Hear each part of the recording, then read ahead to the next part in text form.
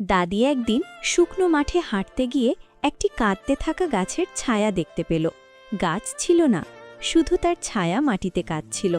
দাদি অবাক হয়ে বলল, তুই কে? ছায়াটি বলল, আমাকে কেউ বিশ্বাস করে না, তাই আমি হারিয়ে গেছি। দাদি ছায়াটিকে ঘরে নিয়ে এসে উঠোনে রাখল।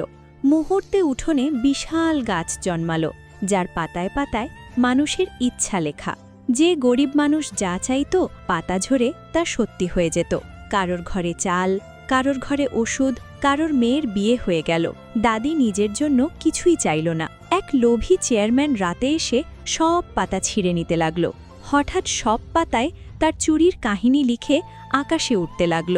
সারা গ্রাম সত্য জেনে তাকে জুতা মারল। তারপর গাছটি দাদিকে বলল, ভালো মানুষ থাকলে আমিও থাকব। ভোর হলে গাছটি আবার শুধু ছায়া হয়ে গেল। দাদি দুঃখে কান্না করতে থাকে, তবুও কেউ লাইক ও সাবস্ক্রাইব করেনি।